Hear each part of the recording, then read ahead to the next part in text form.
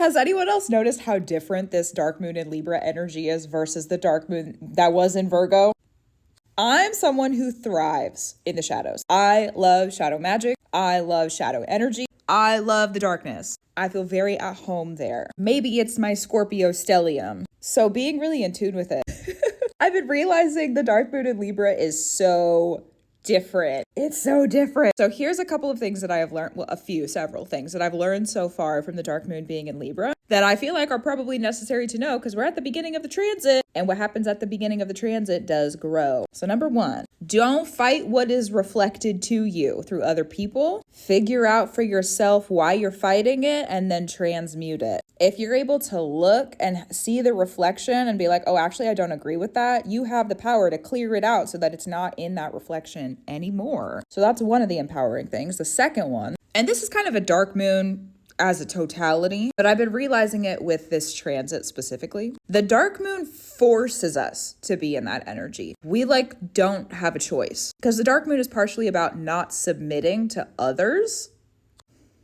But that means also that we have to be able to create a situation and a circumstance where we're not submitting to others. And there's an agreement between you and the other person silently most of the time. At least in my experience, silently most of the time. There's an agreement of boundaries. You're not allowed to command me and I'm not allowed to command you. That's just what it is. We both have our strengths and weaknesses. We're forced to be. It's like if you're in the room with a person that you just really don't like and you have to be there and you have to work together with them. Okay, that's very much dark moon energy. And figuring out how to do that in a way that's actually pleasurable to and for you, that's the empowered side of the dark moon. There's a lot of trauma work that comes with healing the dark moon placement, and that's true. And also the empowered side of it, very important in my opinion. So that's the second thing, a little bit more general, but also something I've been learning. The third, you're going to be able to see the truth through people's reflections. What do they really want? Who are they? What is their truth in the darkness that they might not even know about themselves, that they might not be willing to verbally share with other people? What is their truth? And if you're able to understand how they're reflecting onto you, you're going to be able to see their truth very clearly.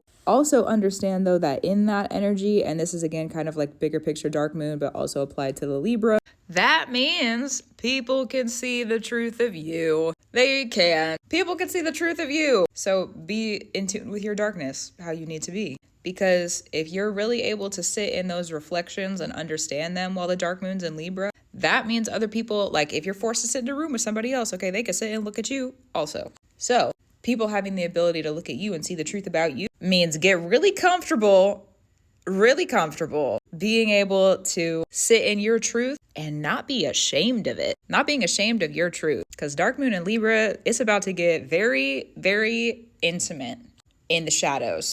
And we don't really have a lot to say about that. Put up your boundaries how you need to.